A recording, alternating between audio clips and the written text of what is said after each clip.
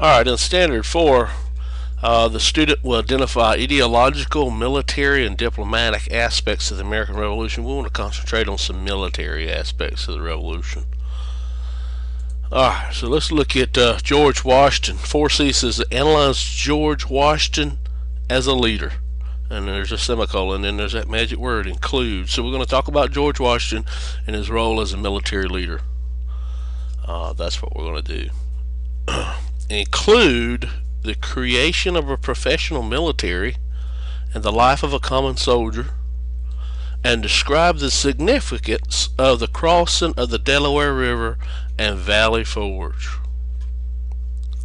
George Washington was commander of the Continental Army during the American Revolution. He's going to fight against the British as a general.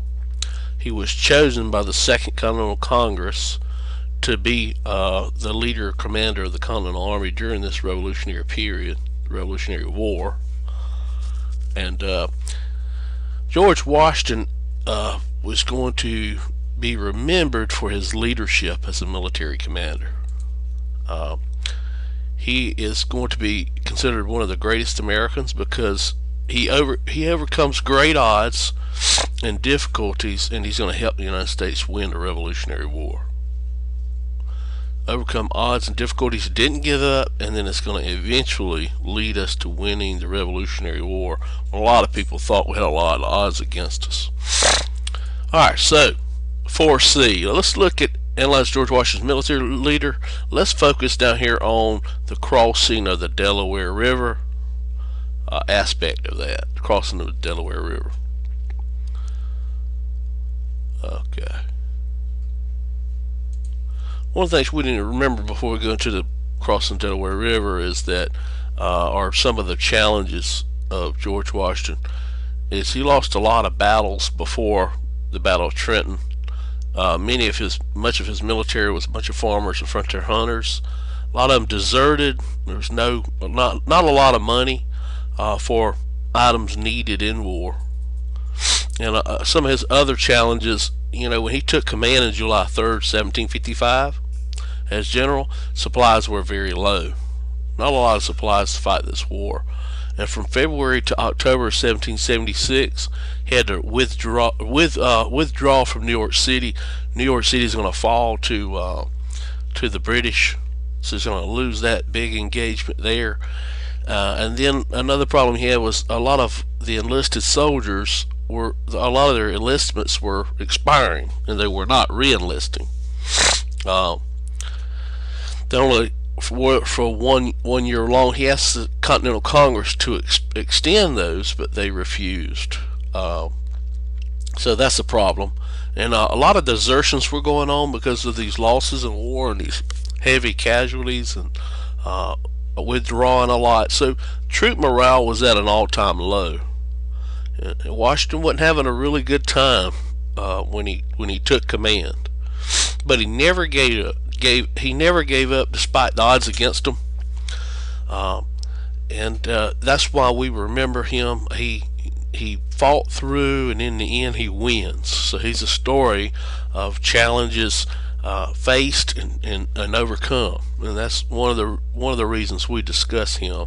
And all right, so let's talk first about this crossing of the Delaware River. If you recall, we talked about in our understanding of geography in Unit 1, we talked about where New Jersey was. Here's the Delaware River, and we spoke about the Delaware River in Unit 1. Let's see. Let's go to Google real quick and let's look up Trenton, New Jersey. And if we go there on a map, let's see, there's Trenton. Let's come out from Trenton. That's where we're going to be talking about the crossing of the Delaware. If you remember the Atlantic Ocean out here, and we talked about triangular trade, and we talked about the geography of the colonies being on the eastern seaboard of the United States, or the Atlantic coast, what we call it here. The Atlantic Ocean's out here, and this huge bay called Chesapeake Bay we're going to return to in a minute.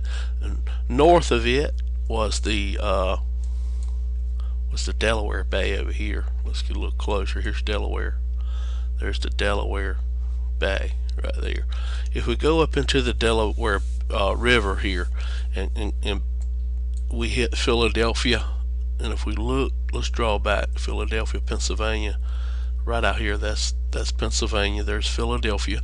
But if we go on up in to New Jersey, if we cross over the line and go into New Jersey, we see Trenton, New Jersey here.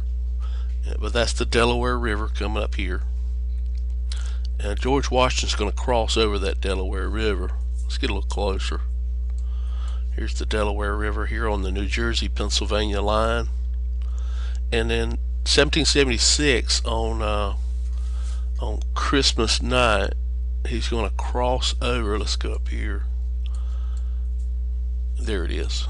Washington's crossing here. You can go there today. There's monuments there on both sides of Washington crossing here. And Washington's going to cross here on the Delaware River, and then he's going to head downward to Trenton on Christmas night, December 25th. The Battle of Trenton's going to happen on December the 26th that morning, and he's going to defeat the British and Hessian and British soldiers there.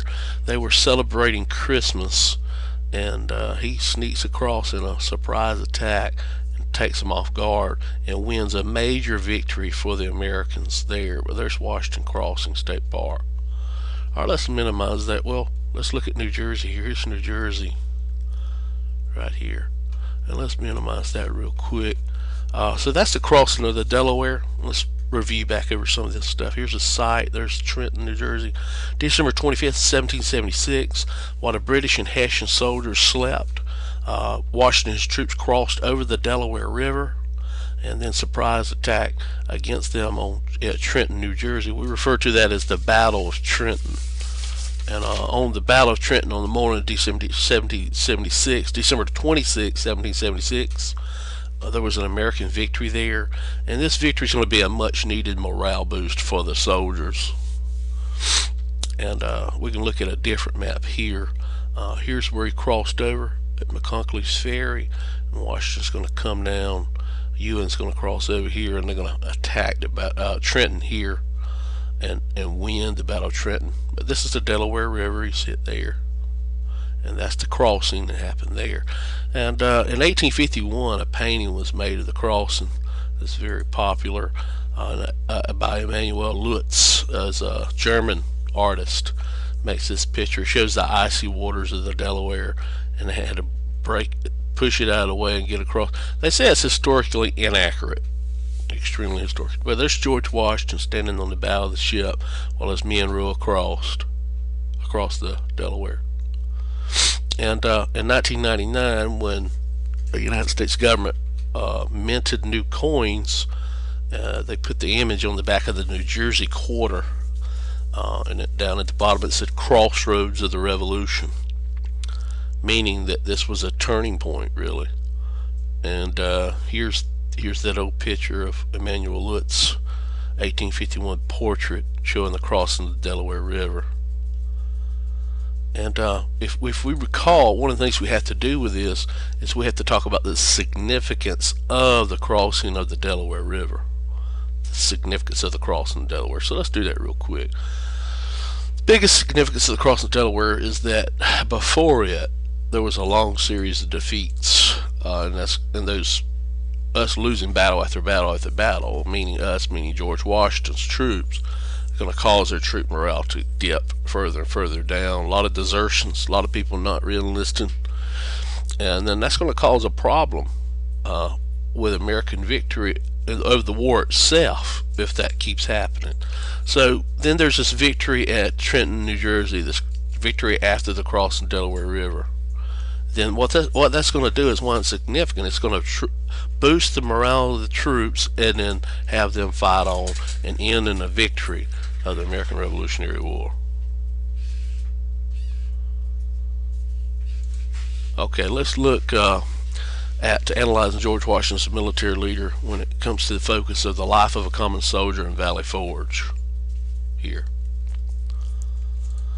Valley Forge happened in December 1777, 1 year after the crossing of the Delaware. It's the lowest point for the Continental Army during the Revolutionary War, where 2,500 out of 10,000 soldiers are going to die of disease and exposure. Another thing they're going to do in the life of the common soldier and some of their sufferings, they're going to starve. They won't have much food to eat. The harsh winter there was really what caused this exposure to kill a lot of them. And they're going to go without adequate clothing and shelter. Some didn't even have shoes. And here's a picture of Valley Forge showing you, the winter there. George Washington here. And here's a map. Valley Forge is not too far from the Delaware River, from Trenton, New Jersey. Here, some other engagements are at Germantown and Brandywine between Trenton, the Battle of Trenton, and Valley Forge. Valley Forge is going to happen 1 year later, 1 year after the Battle of Trenton, crossing the Delaware. Okay, all right. Let's look back here at analyze George Washington as a military leader. Let's talk about include the creation of a professional army, and this also goes into Valley Forge down here. Instead of feeling sorry for themselves, George Washington had his troops train and become more professional. They had to run, they had to exercise, they had to drill, and because he didn't have a professional army to begin with, or a professional military to begin with. Had a bunch of farmers, frontier hunters, inexperienced and not well trained military. A lot of those people are going to desert under fire, under heavy artillery fire on the battlefield. They're going to run away from the enemy. But there was no money for weapons, gunpowder, clothing, or other supplies. That's another series of issues he had, and that's one of the reasons why the French alliance and that foreign assistance was important for American victory in this war. But one of the things George Washington does to make his military more professional, he enlists this guy, a Prussian by the name of Baron Frederick von Steuben, and von Steuben's going to start this full-scale training program at Valley Forge. During Valley Forge, the winter there, while they're suffering, he's going to start this full-scale training program, and he's going to drill Washington soldiers and make them into more of a professional army.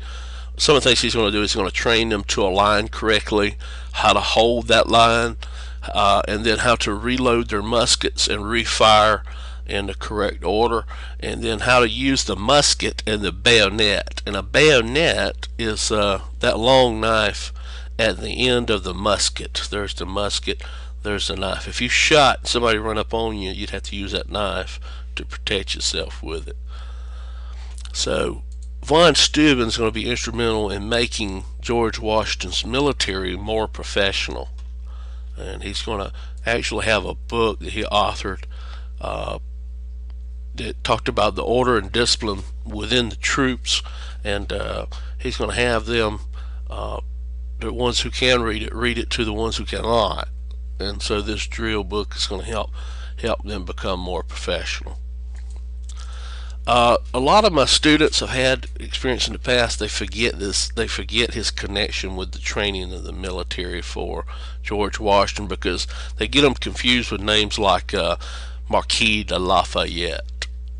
Marquis de Lafayette, I told you, it's not very academic, but students remember his name Lafayette from the song Laffy Taffy they listen to, and they connect him with the winning of the Battle of Yorktown. This guy here, Baron Frederick von Steuben, again, not very academic, but they remember his last name, Steuben, sounds similar to stupid, calling someone stupid. And they said they could see him, when Washington's troops were messing up in their drills, him yelling at them, calling them stupid. Now that's not very nice, not very academic, but if it will help you make a connection with this guy and training of Washington's military, then by all means use it if it'll help you remember. Okay, so that's the creation of the professional military. Alright, let's review real quick and see what leadership of George Washington shows that he was a great leader. Crossing the Delaware, he after he lost a lot, he never gave up. There was low troop morale, still never gave up. And then he crosses the Delaware River on Christmas night, 1776. He's going to win and boost the morale of the troops. And the next one, Valley Forge, even though 2,500 of his men died from death and the elements there that winter, doing without, even though they did that, he had the leadership to make them get up and train with Baron Frederick von Steuben, and he made them become more professional and more disciplined. And then he created this professional army out of this ragtag group of farmers and frontier hunters. So, and von Steuben's going to help him train them in the use of the musket and bayonet, how to properly form, how to keep the line, how to line correctly, how to reload, and his army is going to become more professional. So we see in these things how Washington exemplifies himself as a great leader. And that's the end of this. I hope this helps you understand 4C. And I hope if you have any questions, to ask me in class. If not, just look at this tutorial again.